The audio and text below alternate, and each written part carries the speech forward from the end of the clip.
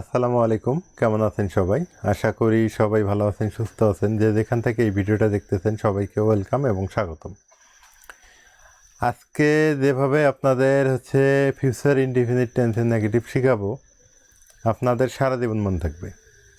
যারা শিখতে আসছেন তারা অবশ্যই ভিডিওটা প্রথম থেকে শেষ অবধি দেখবেন। আর যারা মানে শেখার মন মানসিকতা নেই, আমি বলবো আপনারা এখনই কেটে পড়েন, কোনো সমস্যা নেই। কারণ ইংরেজির বেসিক বিষয়গুলো যদি আপনি শিখতে পারেন তাহলে স্কুল কলেজের পরীক্ষা এবং আপনার চাকরি পরীক্ষা এবং স্পোকেন ইংলিশের ক্ষেত্রে কোথাও কোনো দিন আপনাদের সমস্যা হবে না, এটা আমি গ্যারান্টি দিয়ে বলতে পারি। এই জন্য আপনাকে শিখতে গেলে ভিডিওটা প্রথম থেকে শেষ অবধি দেখতে হবে, যে কোনো জায়গায়। আর একটা কথা, আমি যেহেতু বিনা পয়সা আপনাদের ইংরেজি শিখাইতেছি, তাহলে আপনারা কেন ভিডিওটা সুন্দর করে দেখবেন না? অবশ্যই আপনাকে দেখতে হবে। কারণ এই ভিডিওর মাঝখানেও কোনো না কোনোভাবে কোনো কথা হয়ে যায়। এই কথাগুলো যদি আপনারা না শোনেন তাহলে হয়তো বা আপনাদের অনেকটা গ্যাপে পড়ে যাবেন এই বিষয়গুলো থেকে, ঠিক আছে? তো যাই হোক, আজকে শিখবো future indefinite, future continuous, future perfect. এক কথা, ফিউচারের নেগেটিভ যতগুলো আছে আজকে শেষ করে দেওয়ার চেষ্টা করবো ইনশাল্লাহ।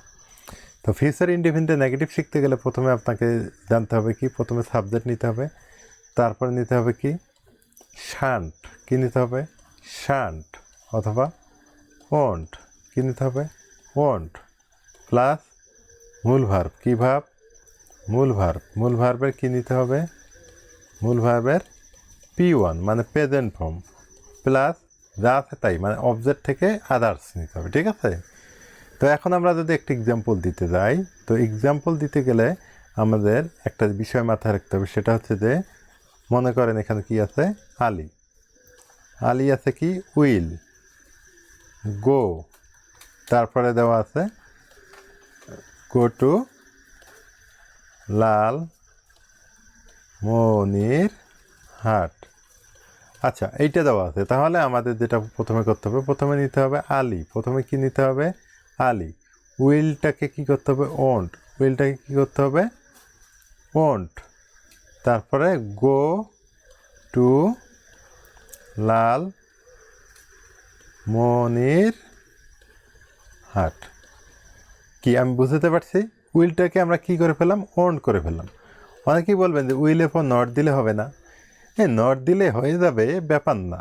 নট দিলে না হয়ে যাবে, I will not go to, এটা হয়ে যাবে, ব্যাপার না, হবে।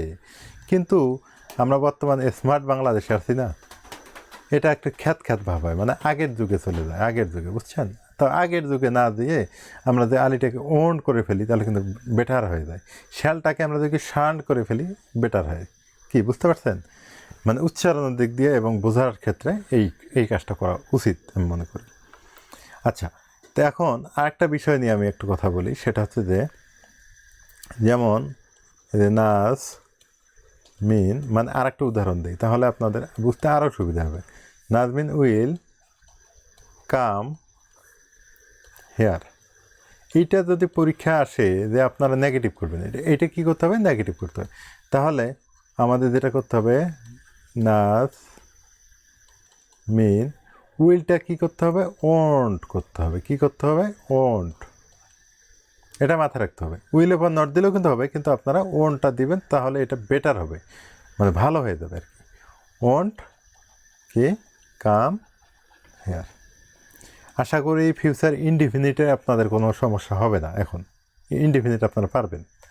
আচ্ছা, এখন ফিউচার কন্টিনিউয়াসে যাই। ফিউচার কি করব এখন? কন্টিনিউয়াস। ধৈর্য হারাবেন না, সুন্দর করে দেখুন। Future continuous, continuous of negative. আচ্ছা, ফিউচার কন্টিনিউয়াস অফ যদি আমরা নেগেটিভ করতে যাই তাহলে আমাদের প্রথমে নিতে হবে কি সাবজেক্ট প্লাস শান্ট, ওইভাবে নিব আমরা। তারপর অথবা কী নেব? ওন্ট। তারপরে কী নেব? একটা বি। তারপর কী নেব? একটা বি প্লাস মূল ভার্ব। মূল ভার্ব থেকে আদার্স। কি বুঝতে পারছি? আচ্ছা, তাহলে প্রথমে সাবজেক্ট। সাবজেক্টটা কি? সরি, একটা এক্সাম্পল দিই তাহলে আপনাদের আরও বুঝতে সুবিধা হবে। মাসুদ উইল বি রাইটিং এ, মনে কর লেটার, এটা আছে। তাহলে আমাদের এখন যেটা করতে হবে, যেমন মাসুদ উইলের পর একটা কী উইলটাকে কী করতে হবে, ওন্ট, কী করতে হবে, ওন্ট, তারপরে বি যা আছে তাই এপাশে সবগুলো নিয়ে নিলাম। তাহলে কি আমরা বুঝে গেছি যে অবশ্যই উইলের পর কি নট, তারপর বি, এইভাবে করতে হবে, ঠিক আছে।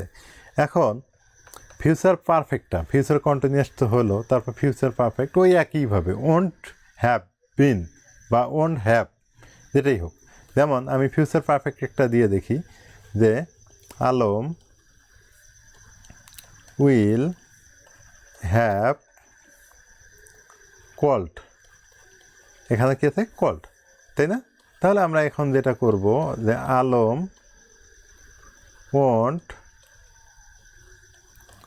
ওন্ট হ্যাভ, যা আছে তাই, এই হলো ব্যাপার। হ্যাঁ, আপনারা এটা বুঝে গেছেন অবশ্যই। আর এটাতে যদি কোনো বুঝতে সমস্যা থাকে অবশ্যই কমেন্ট করে জানাবেন। হ্যাঁ, কমেন্ট করে, ও সরি এখানে একটা ভেজাল হয়ে গেছে, এটা এইভাবে হবে না, এটা আলম উইল হ্যাভ নট, হ্যাভের পর নট দেবেন, এটা হ্যাভের পর নট হবে, কারণ হচ্ছে হ্যাভ একটা ভার্ব, হ্যাভের পর নট দিবেন, তাহলে এটা হয়ে যাবে। তো আশা করি আপনারা বুঝে গেছেন। আর বুঝতে কোনো সমস্যা হয়ে থাকলে কমেন্ট করে জানাবেন। আমরা সর্বদা আপনাদের জন্য প্রস্তুত, আপনাদের ভালো কিছু শেখানোর চেষ্টা করতেছি। এবং যারা স্পোকেন ইংলিশ শিখতে চান, বেসিক ইংলিশ গ্রামার, কিন্তু এই যে যেগুলি আমি আলোচনা করতেছি এগুলো হচ্ছে বেসিক ইংলিশ গ্রামার, এগুলো স্কুল কলেজ চাকরি বাকরি পরীক্ষায় আসে সাধারণত। আর স্পোকেন ইংলিশ শেখার ক্ষেত্রেও কিন্তু এগুলো অনেকটা হেল্পফুল হয়, অনেকটা কাজে লাগে। তো ভালো থাকেন, সুস্থ থাকেন। আজকের ভিডিও পর্যন্ত, আল্লাহ হাফেজ।